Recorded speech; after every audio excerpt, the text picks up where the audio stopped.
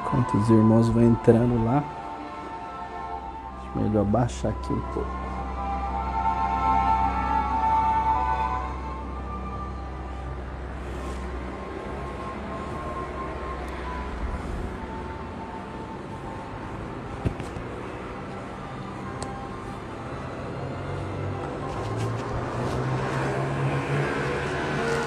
Boa noite, irmãos. A graça e a paz do Senhor Jesus. Que bênção, podemos agora há pouco louvar o Senhor com cânticos, com hinos, né? Nosso ministro de música conduzindo essa parte tão importante do nosso culto a Deus. Os irmãos sabem que nós estamos fazendo essa mudança justamente por causa do tempo que nós temos no Instagram. Mas é para favorecer ainda mais que esta noite eu estou diante dessa mesa, essa mesa bonita que preparamos para a gente celebrar, né, a ceia do Senhor. Celebrar aquele que é vitorioso, vencedor, aquele que venceu a morte e ressuscitou e está vivo. E nós celebramos diante dessa mesa espiritual para servirmos aqui, né, do memorial que é a ceia, para lembrarmos da obra de Jesus Cristo na cruz do Calvário. Eu sei que nós estamos quebrando paradigmas, né, com tudo isso, mas eu acredito que as circunstâncias estão colocando isso para nós. E é uma maneira da gente se aproximar como igreja diante desse distanciamento que nós estamos. E celebrarmos a mesa, né, a ceia do Senhor diante dessa mesa espiritual é para que a gente possa proclamar a vitória de Cristo, né, na nossa vida. Ele também nos tirou, né, como diz o salmista, nos tirou de um lamaçal, né, e nos colocou firmes no lugar seguro. E também nós temos a palavra do apóstolo Paulo na sua carta aos Colossenses, que diz que ele nos tirou do império das trevas e nos transportou para o seu maravilhoso reino de amor. Então, irmãos, para mim como pastor, é uma imensa alegria da gente poder ter essa comunhão com os irmãos. Eu sei que alguns irmãos já me mandaram certas imagens das suas mesas, né? Na simplicidade, no carinho, no amor de cada um na presença de Deus, como que nós estamos aqui a participar dessa coisa bonita, né, que nós fazemos todo mês lá na igreja. E hoje, por ser o primeiro domingo do mês de abril, a gente tinha que fazer isso. E a gente tinha que promover esse momento com os irmãos. E eu, tão quanto aos irmãos, né, como os irmãos, eu também, a gente tem sofrido com tudo isso, mas Deus tem nos dado graça, tem nos dado condição para a gente pastorear, para a gente cuidar, né? E ao mesmo tempo que cuidamos, Deus tem cuidado de mim, tem cuidado da minha família e tem cuidado da igreja. Então, queridos, vamos celebrar com emoção, mas com alegria do Senhor, né? Desse momento tão importante e histórico que a igreja está passando nesse momento. Então venha todos celebrar. Você que é membro da igreja ou membro de uma igreja evangélica, você que passou pelo batismo bíblico, né? Passou pelas águas, fez a sua profissão de fé diante da igreja, então você é o nosso convidado a participar dessa mesa junto com a gente. Você deve ter preparado aí na sua casa o pão, o cálice, para a gente celebrar junto. Amém? Vamos orar. Senhor, meu Deus, meu Pai, nós estamos diante do Senhor nesse momento que não existe precedentes na história, mas a gente sabe que o Senhor está no controle de tudo, o Senhor é soberano, Deus rico e misericordioso, cheio de poder, e que através do Teu Filho Jesus Cristo anuncia ao mundo que o Senhor voltará. Acreditamos pela palavra do Senhor que se cumpre as profecias e se cumpre as promessas do Senhor de que o Senhor está voltando. E a ceia do Senhor é esse memorial, essa mesa espiritual que nos faz lembrar da tua obra na cruz e também nos faz lembrar, porque a tua palavra diz que devemos celebrar a ceia do Senhor até que o Senhor volte. Então, ó Deus, nos dê nessa noite, através desse momento, onde cada um em suas casas irão comer o pão, tomar o suco de uva, o fruto da videira, e lembrarmos da morte e do sangue derramado de Cristo naquela cruz para a remissão dos nossos pecados. Então, ó Deus, nos dê a bênção, conduza tudo até aqui, tem sido uma bênção, e continue falando ao nosso coração e ministrando em nossas vidas, pois oramos em nome de Jesus. Amém e amém. Eu quero meditar rapidamente no texto de Mateus, capítulo 16, irmãos, do versículo 21 ao 23. Peço alguém me auxiliando aí e escrever esse texto aí para todos não se perderem. Mateus, capítulo 16, versículo 21 a 23. Diz assim: desde esse tempo, começou Jesus Cristo a mostrar aos seus discípulos que lhe era necessário seguir para Jerusalém e sofrer muitas coisas dos anciãos e dos principais sacerdotes e dos escribas, ser morto e ressuscitado no terceiro dia. E Pedro, chamando à parte, começou a reprová-lo, dizendo: tem compaixão de ti, Senhor, isso de modo algum te acontecerá. Mas Jesus, voltando-se, disse a Pedro: arreda, Satanás, tu és para mim pedra de tropeço, porque não cogita das coisas de Deus, e sim das dos homens.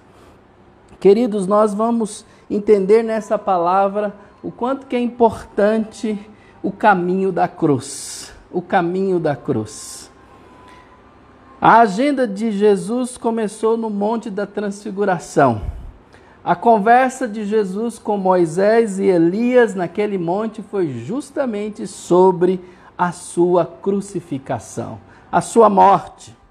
E ali então começou a jornada de Jesus para Jerusalém, né?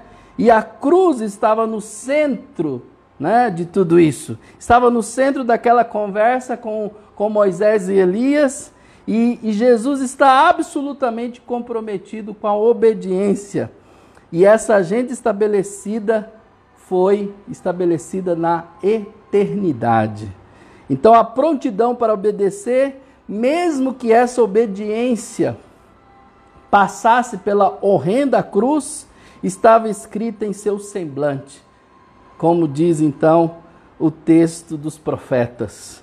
A traição, o julgamento injustos, as gusparadas no rosto, os açoites infames, o escárnio da multidão, os cravos que rasgaram suas mãos e os seus pés, estava tudo diante dos seus olhos como uma fotografia.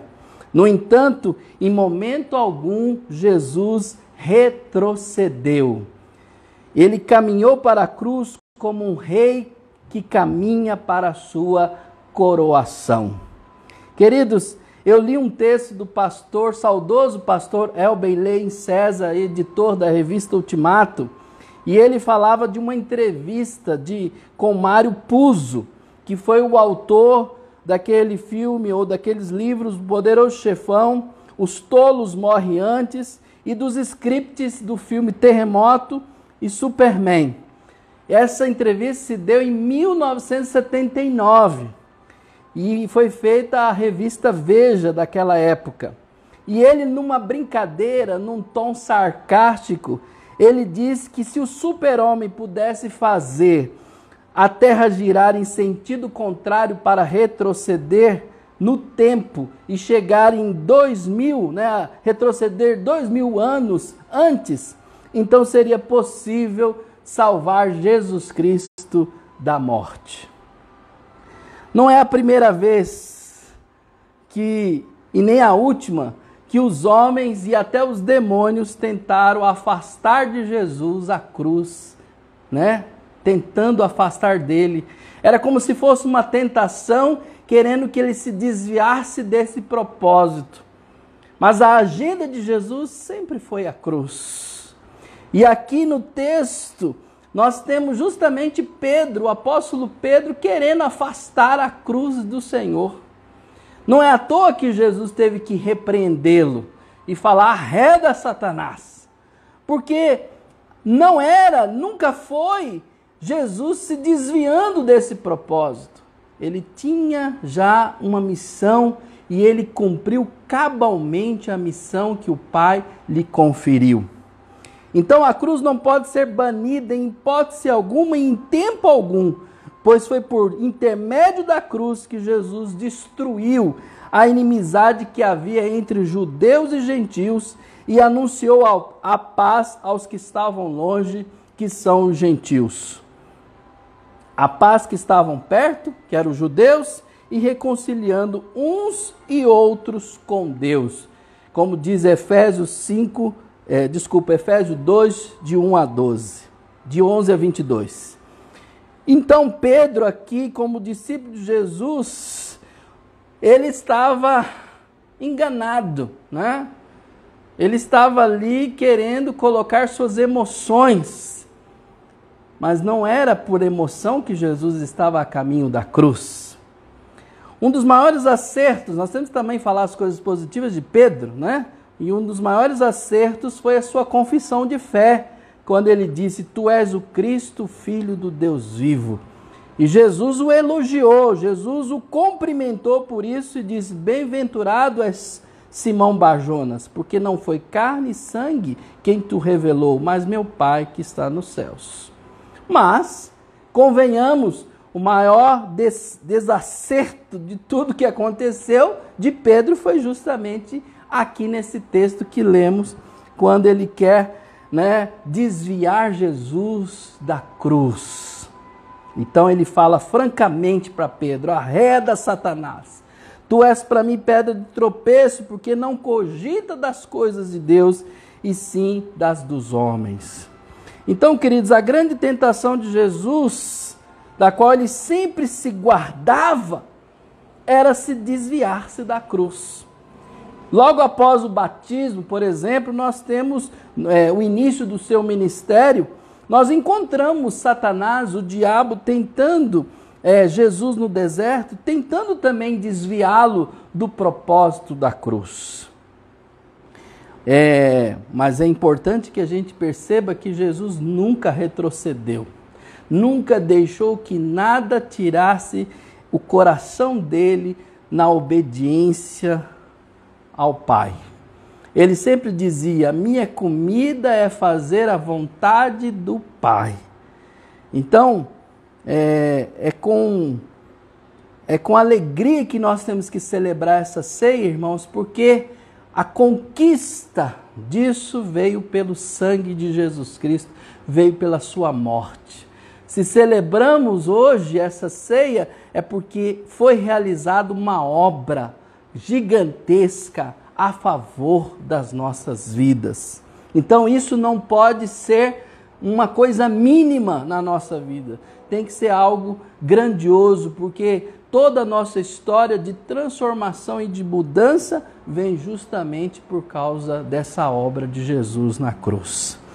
Lembremos também que lá no jardim do Getsêmani, Jesus, ali em oração, ele estava ali vivendo um grande momento de clamor e lágrimas.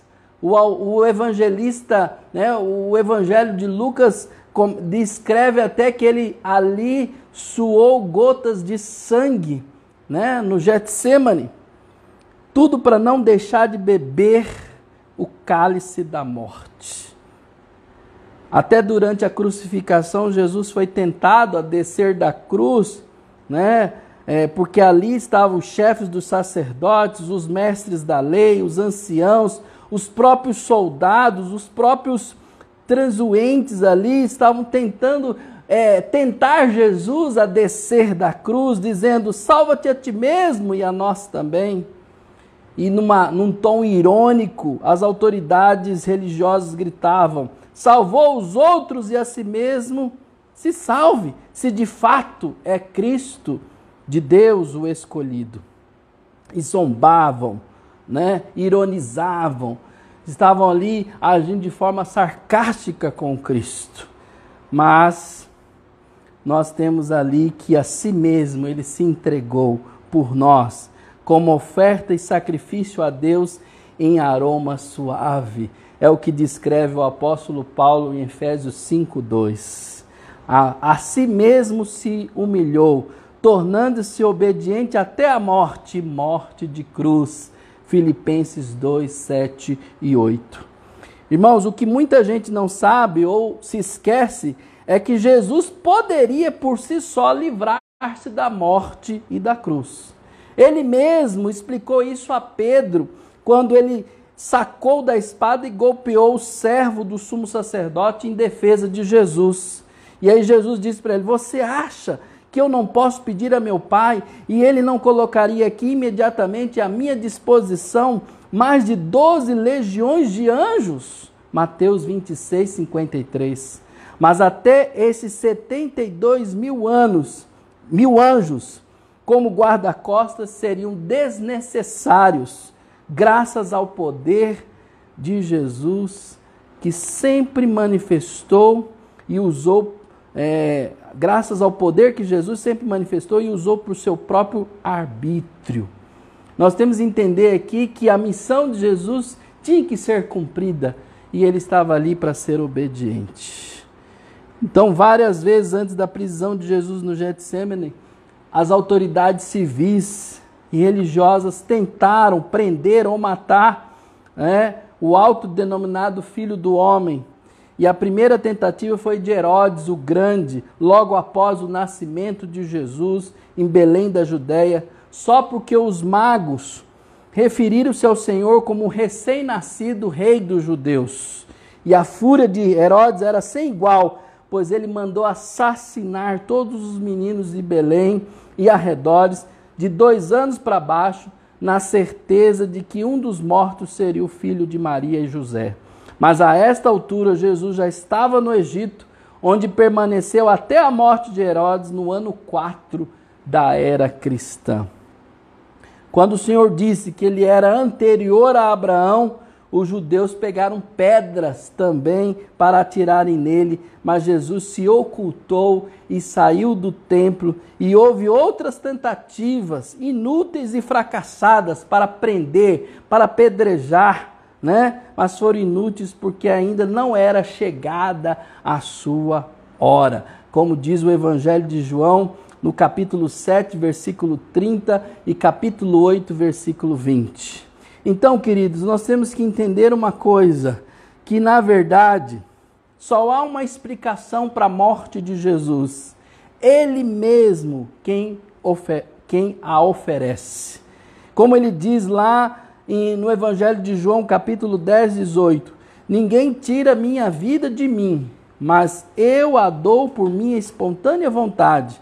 Tenho autoridade para dá-la e para retomá-la. Esta ordem recebi de meu Pai. Então, pouco antes, Jesus já havia se apresentado como bom pastor e deixado bem claro, o bom pastor dá vida pelas suas ovelhas. Então, Jesus veio ao mundo precisamente para servir e dar a sua vida em resgate de muitos. Então, queridos, quem está imbuído da palavra de Deus há de se lembrar da profecia de Isaías, de que Jesus daria a sua alma como oferta pelo pecado. Está lá em Isaías 53, verso 10. E também desta mais do que solene declaração, está lá, nessa vontade férrea de Jesus, de fazer o que o sangue de touros e de bodes não podia fazer, é que temos sido santificados mediante a oferta do corpo de Jesus Cristo uma vez por todas, como diz Hebreus capítulo 10, versículo 10. Quais as lições que eu tiro então de tudo isso, queridos?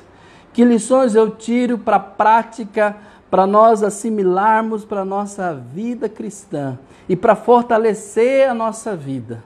Jesus, que estava ali no caminho da cruz, conforme o texto que lemos, que lições podemos tirar? Primeira lição, a determinação de Jesus. Nunca esqueça isso. A cruz não foi um acidente na vida de Jesus, mas uma agenda. Ele veio ao mundo para morrer e não há nada de involuntário ou desconhecido na morte de Cristo. Ele jamais foi demovido desse plano, quer pela tentação de Satanás, quer pelo apelo das multidões, quer pelas agruras desse caminho. Resolutamente ele marchou para Jerusalém, para a cruz, como um rei caminha para a sua coroação. E a cruz foi o trono de onde ele despojou os principados e potestades e glorificou o Pai, dando sua vida em resgate de muitos. Em segundo lugar, além da determinação de Jesus, nós não podemos esquecer a liderança de Jesus. Jesus ia diante dos seus discípulos. Ele estava nessa marcha para Jerusalém. Nós que estamos aqui na semana da Páscoa, nós podemos dizer que inaugura-se agora a última semana de Cristo, simbolicamente falando. Na sexta-feira, então, é a morte e o domingo é a ressurreição. E ele está na liderança disso tudo. E ali não havia nele nenhum sinal de dúvida ou temor. Quando subimos a estrada da perseguição, do sofrimento e da morte, nós temos a convicção de que Jesus vai à nossa frente. Ele nos lidera nessa jornada. E nós não podemos e nem precisamos temer os perigos e nem mesmo o pavor da morte, pois Jesus vai à nossa frente, abrindo o caminho e tirando o aguilhão da morte. Eu sei que falar isso nesse momento que nós estamos tendo essa comoção, né, diante desse Covid-19, mas isso também, irmãos, é uma palavra de ânimo, de encorajamento. Jesus venceu a morte e nós também venceremos com Ele, porque a morte espiritual foi vencida já, porque quando a gente entregou a nossa vida a Jesus, essa morte espiritual foi banida da nossa vida. Então nós temos a certeza da vitória e estamos sob a liderança de Cristo em nossas vidas. Terceiro lugar, não podemos esquecer o sofrimento de Jesus. O evangelista Lucas enumera vários sofrimentos que Jesus enfrentou nas mãos dos gentios e nas mãos dos líderes de Israel. O Sinédrio entregou Jesus a Pilatos, o governador romano. No pretório romano, Jesus foi escarnecido.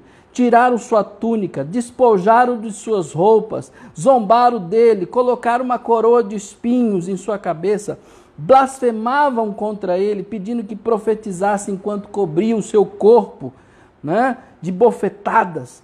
Jesus foi cuspido. Essa era a forma mais humilhante de desprezar uma pessoa. E Jesus foi açoitado, surrado, espancado, ferido, transpassado. Esbordoaram sua cabeça, arrancaram sua carne, esborrifaram seu sangue com açoites de forma cruéis. Jesus foi morto. Judeus e romanos se uniram para matar Jesus, condenando à morte de cruz. Suas mãos foram rasgadas, seus pés foram feridos e seu lado foi transpassado com uma lança. E isso não pode ser esquecido, irmãos. É por isso que a ceia do Senhor tem esses elementos, o pão e o suco de uva. O pão é feito de trigo. E para ser feito o pão do trigo precisa ser moído. E nós temos que lembrar do sofrimento de Cristo quando comemos o pão. E não podemos esquecer que Ele derramou o seu sangue para a remissão dos nossos pecados. Então, ao tomarmos o suco de uva, nós estamos lembrando de que Ele derramou o seu sangue para a remissão e perdão dos nossos pecados. Em quarto e último lugar, nunca esqueça a vitória de Jesus sobre a morte. Jesus pré-anunciou não apenas sua morte, mas também sua ressurreição. Seu plano eterno passava pelo vale da morte, mas a morte não o poderia reter. Ele quebrou o poder da morte, abriu o sepulcro de dentro para fora, matou a morte e conquistou para nós a imortalidade. Agora a morte não tem mais a última palavra. A morte foi vencida.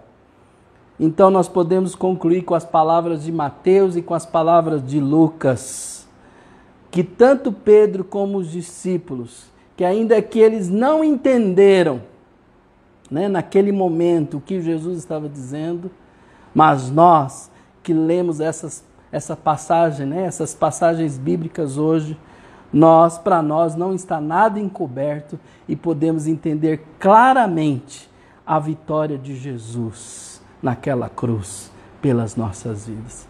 Então não vai ser nada, irmãos, que vai tirar isso de nós. Como diz o apóstolo Paulo, nada pode nos separar do amor de Deus. Então, queridos, o propósito das celebrações da ceia do Senhor é tornar o sacrifício de Jesus continuamente lembrado. Como ele disse, isto é meu corpo que é dado por vós, fazer isto em memória de mim. E está lá em 1 Coríntios, capítulo 11, versículo 24. E é onde nós vamos ler agora para celebrarmos a ceia do Senhor. E eu convido você a orar comigo nesse instante, a lembrar que para esse momento da ceia, aqueles que são batizados, aqueles que deram sua profissão de fé e creem em Jesus Cristo como Senhor e Salvador da sua vida, e fez isso publicamente no dia do batismo, e batizou-se na presença do Senhor com a convicção de um salvo em Cristo. Você é o nosso convidado.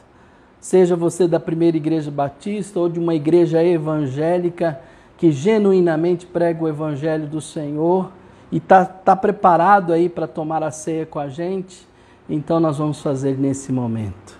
Mas diz Paulo também, lá na orientação aos Coríntios, examine-se, pois, o homem a si mesmo. Então, nesse momento de contrição, antes de tomarmos dos elementos da ceia, eu quero que você feche seus olhos aí e faça a sua oração. E participe dessa ceia, como diz o apóstolo Paulo, dignamente. E coma do pão e beba do cálice na presença do Senhor. Vamos orar. Senhor, meu Deus, meu Pai, nós estamos aqui reunidos em Teu nome, ainda que por esse universo virtual, pelas ondas da internet, mas estamos aqui para adorar o Senhor. Eu sei que existe um atraso no som, no vídeo, mas nós estamos praticamente juntos nesse momento e participamos desse memorial. E é tão importante para a igreja, para nós, esse simbolismo de fé na obra de Jesus Cristo naquela cruz. É tão importante para os idosos, para os nossos jovens, para os nossos adolescentes que são batizados, para os nossos irmãos adultos, enfim, homens e mulheres de Deus, que nesse momento podem ali no seu lar, e como diz a tua palavra, se comia o pão de casa em casa.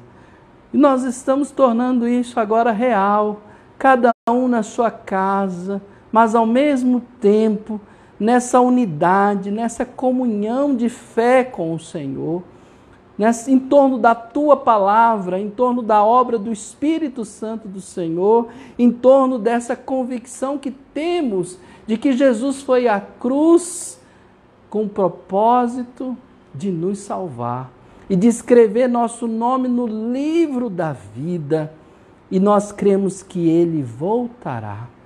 Maranata, ora vem, Senhor Jesus. Ó Deus, que isso venha trazer esse resgate, nesse momento de distanciamento, de isolamento, a proximidade com a igreja física que nós temos. Nós estamos diante de Ti e eu faço isso com temor e tremor na Tua presença. Por isso oramos e abençoamos esse momento, cada coração, cada vida, cada família, nesse instante, em nome de Jesus. Amém e amém. Então vamos pegar os elementos, vamos fazer esse momento.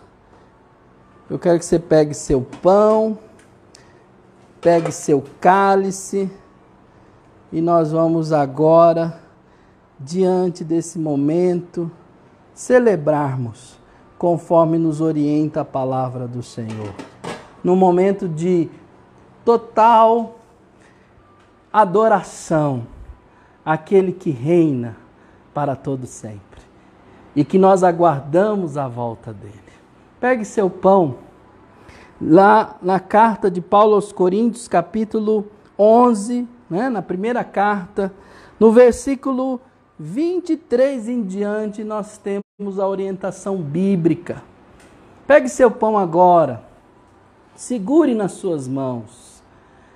É um elemento, não tem nenhum poder místico no pão, não.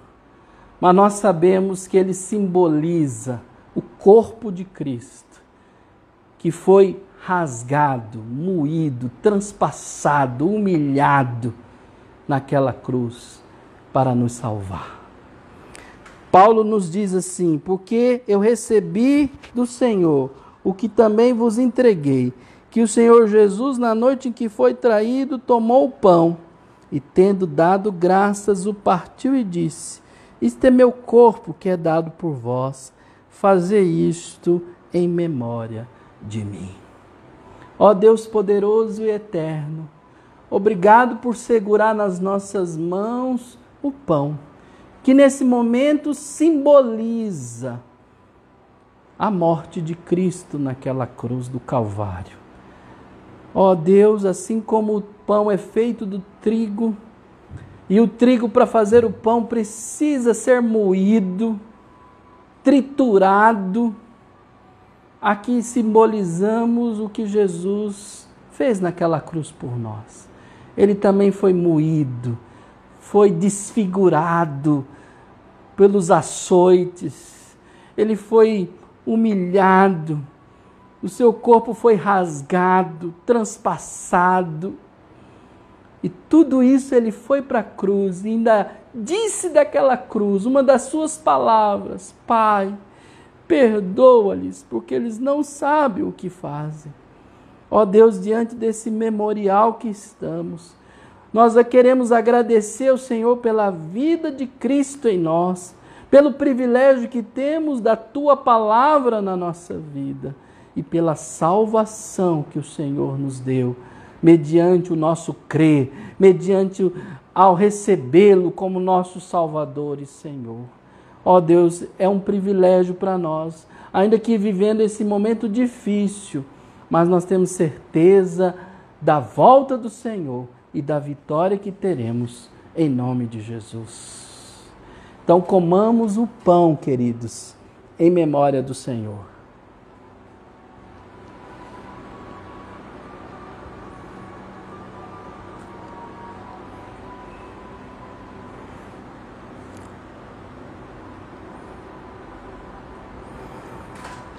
Por semelhante modo, depois de haver ceado, tomou também o cálice, dizendo: esse cálice é a nova aliança no meu sangue.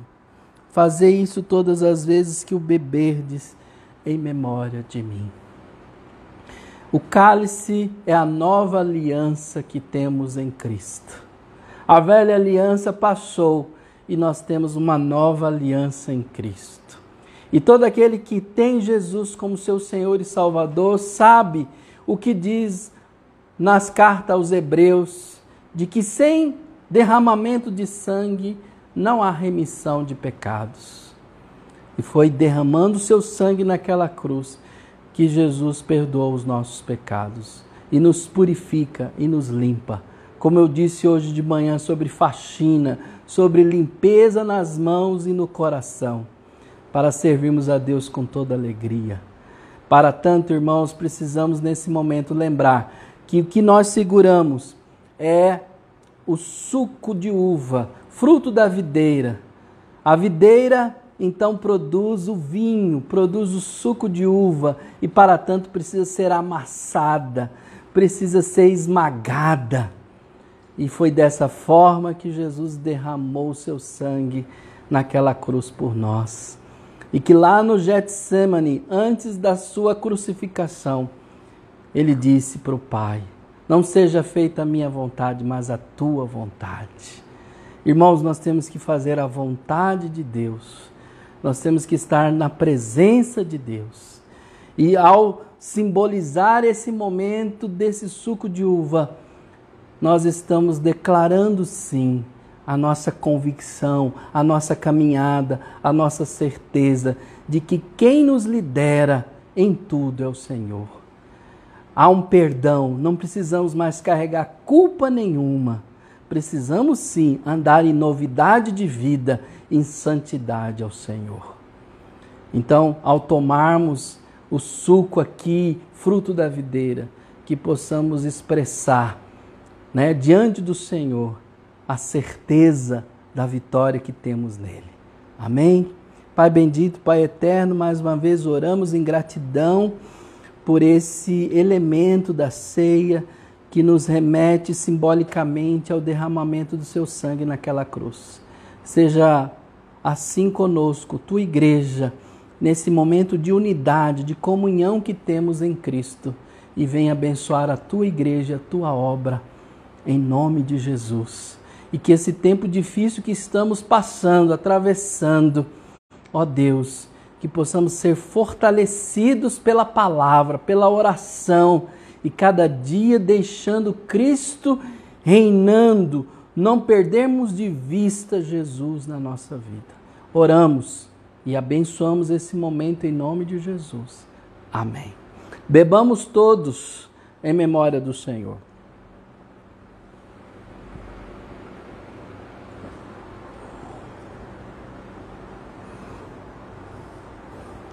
Glória a Deus. Glória a Deus. Em nome de Jesus. Irmãos, eu nunca mais esquecerei esse momento.